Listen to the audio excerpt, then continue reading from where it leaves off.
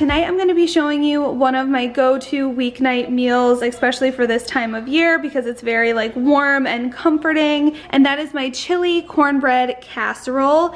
And you can make the chili however you like it or just using whatever you have, but this is how I'm going to be making mine tonight, but I swear it changes every time I make this just based on what we have. And I did have to run to the store to get more chili beans, so I just bought Bush's Best white chili beans, and then I also just got their kidney beans in the spicy chili sauce. This one I believe is in their mild chili sauce, so I figured they would balance each other out. And then I picked up this because they were buy one get one free. It's just diced tomatoes with green chilies. So I'm going to be combining those, chopping up an onion, some chili seasoning, and then I've had this corn in the fridge for a while, so I'm gonna add this to it as well. And then I just picked up this honey cornbread, but I usually use the one from Trader Joe's, but I just wasn't in the area today, so I'm trying this one. Miles is here if you hear some background noise. So I'm just gonna prepare this according to the instructions, and it says we'll need some milk, vegetable oil, and an egg as well.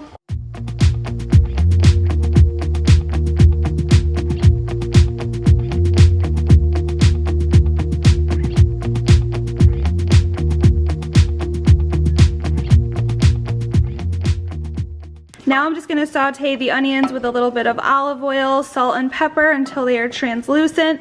I just kind of roughly chop them. I don't really mind chunky onions, but you do you. And then after the onions are done, I'm going to add the beans with my little helper here. And usually I would add some of this fresh lean ground chicken, but I totally forgot to thaw it out today. So we are having a bean only chili casserole tonight, which will still be really good. So that was my bad. I totally meant to thaw that today, but that's fine. Bean chili is just as good, but like I said, make the chili however you want. I have made it with meat, without meat, and it's good either way. All right, so these are looking good, nice and browned. I added some salt and pepper, and now we are just going to add 1 can of the Rotel in here. And then these beans say don't drain because I think they have all sorts of flavor and stuff. So I'm just adding them straight from the can. This one too. And then the same thing with the red kidney beans, just adding them straight from the can. Then I'm just gonna combine this, and then I'll add the corn. And then I think I'm gonna taste it and see if it needs the chili seasoning. I usually don't add already flavored beans, so just gonna see how this goes. But I like to keep my chili for this recipe a little on the thicker side, just because we are gonna be making it into like a casserole with a crust on the outside, so I don't want it to be too watery.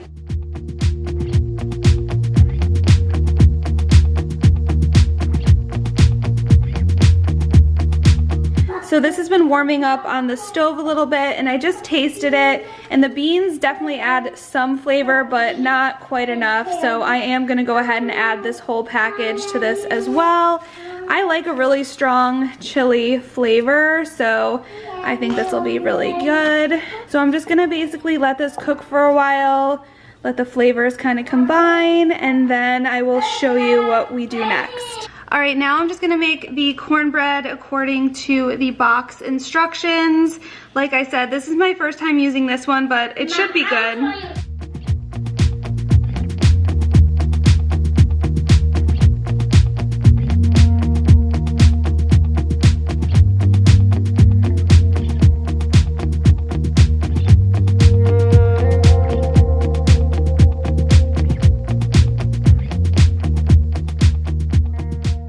So for baking this, I usually go by the cornbread instructions. So it says preheat oven to 375, and then this says to bake for 27 to 29 minutes. So I'm going to go ahead and preheat this to 375, and I'm just going to use an olive oil spray to kind of coat the sides.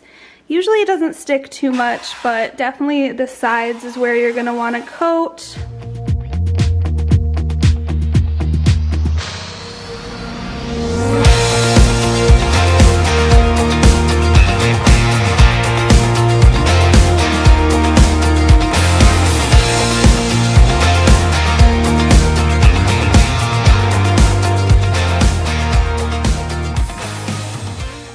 So there's a couple ways that you can do this. If you want to make your cornbread mixture a little thicker, you can go ahead and kind of pour it around just the outside before you add the chili. So it's almost like a little crust, and then the chili will just be in the center. And I've made it that way before and it's really good. But the easier way to do it is just to prepare everything by the package instructions. Pour the chili in first and then pour the cornbread on top. So this is just gonna have a nice crusty cornbread layer on top, and when you cut into it, the chili will be at the bottom, and it's gonna be so good. So my oven is now at temperature and we're gonna put it in.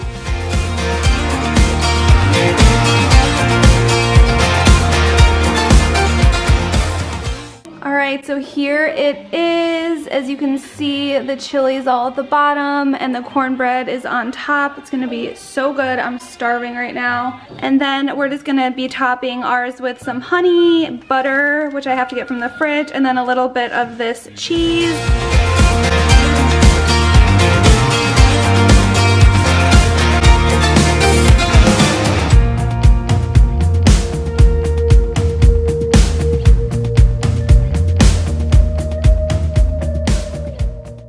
Alright, I am starving, so I'm gonna eat this, and I am going to see you guys tomorrow for another easy weeknight dinner. Okay, so tonight we are having one of my all-time favorite comfort food recipes, and that is broccoli fettuccine Alfredo. I'm getting really close to the end of my due date. I'm feeling so tired, and I just want to treat myself. So that is what I am doing tonight by making this recipe, and I'm excited to share it with you guys.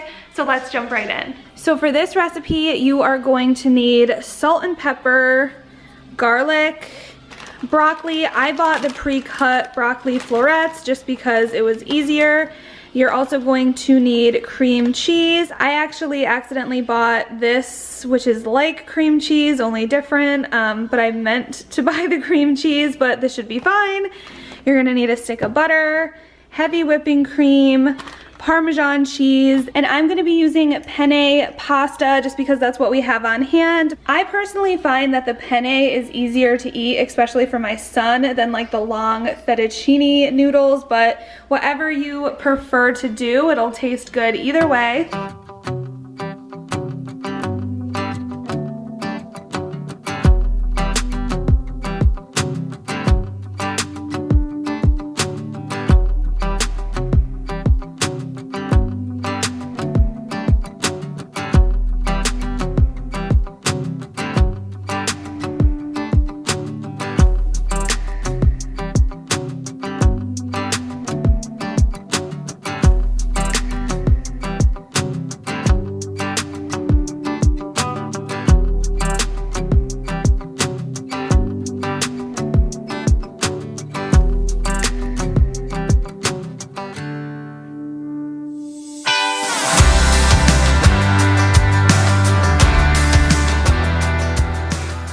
Okay, so apparently I was not recording all of the steps that I just did, so let me explain what is going on here.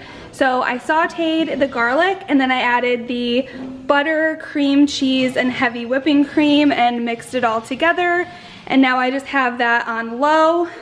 The broccoli is steamed, so I will just set that aside and add it when the pasta is done. My water just came to a boil, so I'm going to add my penne to it. So I'm gonna let this come back to a boil and cook this for like 8 to 10 minutes. I prefer my pasta on the softer side, but just cook it however you like it. And I always salt my water pretty generously. I saw on one of the cooking shows that it's supposed to be like salt water, and it's your only chance to really get any flavor into the pasta itself. So that's just a little tip that I do. And then once this starts boiling, I'm going to add some salt and pepper into here, and then add all of the cheese and get that mixed up. Now I'm just gonna be adding some seasoning to the Alfredo sauce. I'm going to be adding pepper, salt, and then I like to add just a little bit of nutmeg. I think it adds a really good flavor to it.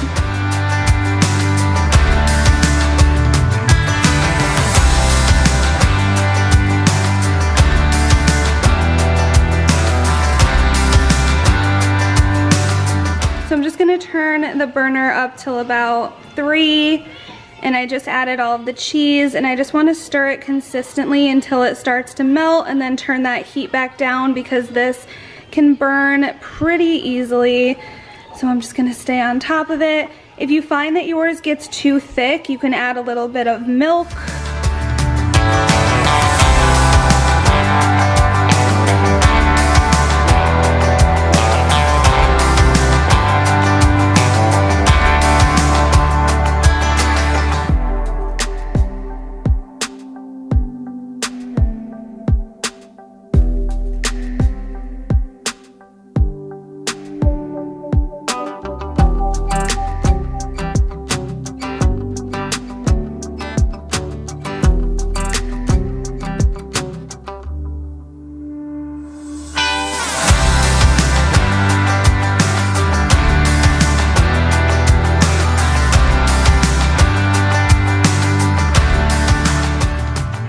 Now I'm just gonna add a little bit of our favorite locatelli cheese on top, which also adds some salt flavor as well, and a little bit more pepper to serve.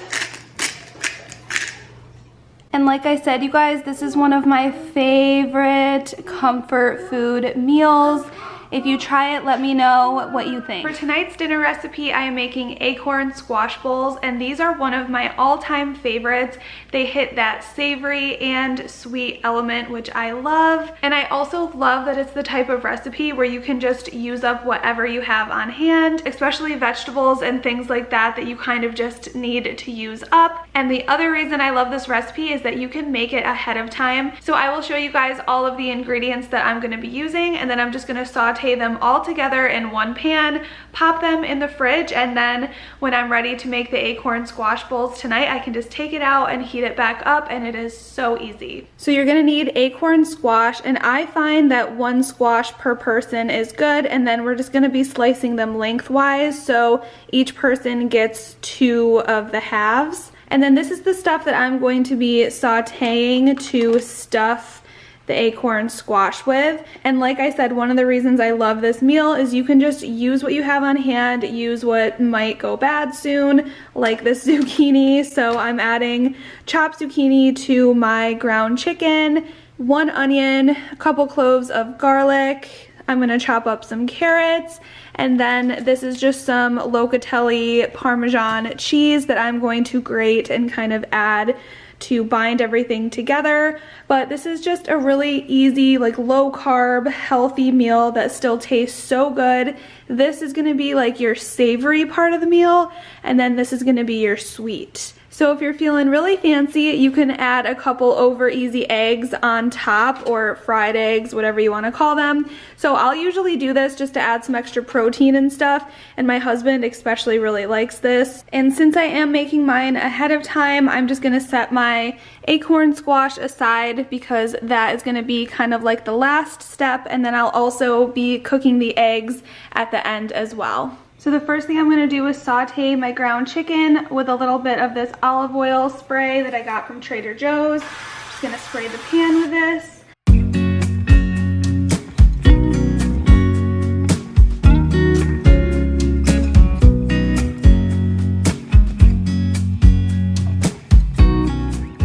While the meat is browning, I find it's a good time to add a little seasoning to it. So I'm just gonna be adding sea salt, garlic powder, and pepper to the meat mixture. So while this finishes up browning, I'm just going to chop up all of our other vegetables so they're ready to add in here when this is all done.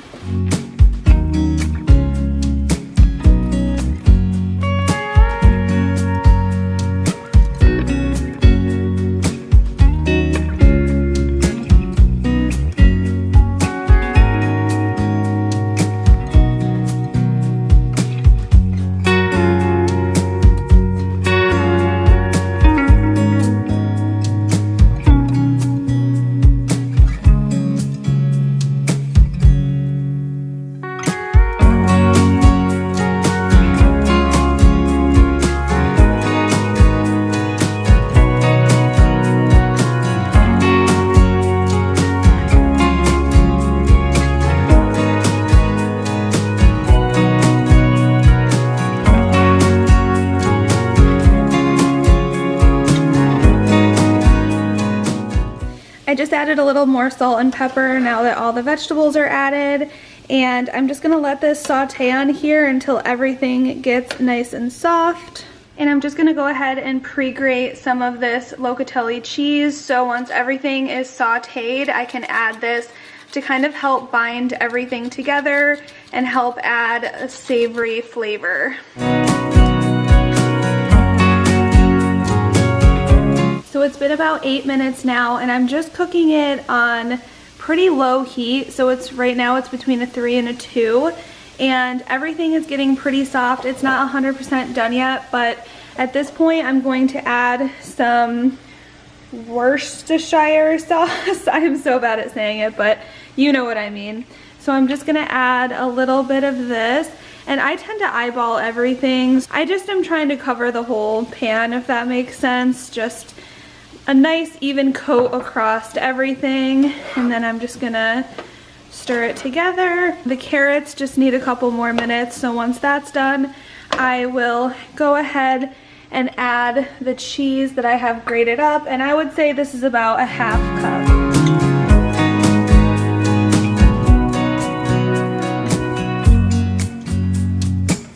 Okay, so everything is all finished. I just added the cheese, so I'm going to turn the heat off on this. Now I'm just gonna wait for this to cool off a little bit and then transfer it into a bowl, put it in the fridge, and then I'm just gonna reheat it in the squash bowls when I am ready to make.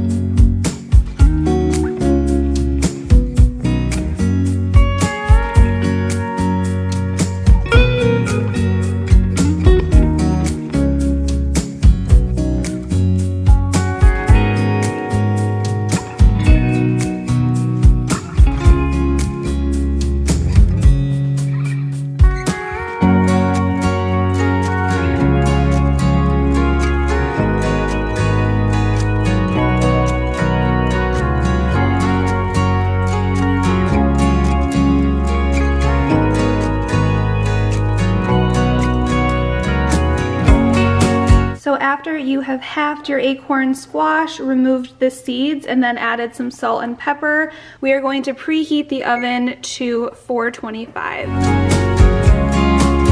So then I just took my olive oil spray and generously coated this lined baking sheet, and then I'm going to be taking the acorn squash and facing them down on the baking sheet. And once your oven comes to temperature, we are gonna pop these in for about 25 to 30 minutes.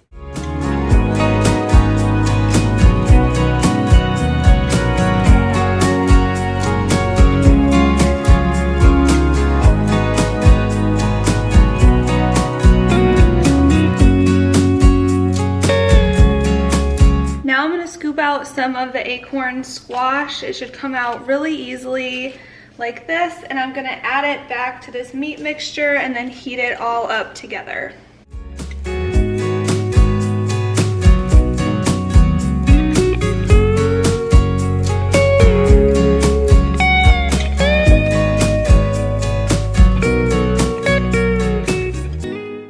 So here they are after I gutted them out, and then I just added what was inside to here, and we're just gonna heat this all up together. And the acorn squash is gonna add just a very light, sweet flavor to the savory meat mixture that we made, and it is just so good, you guys.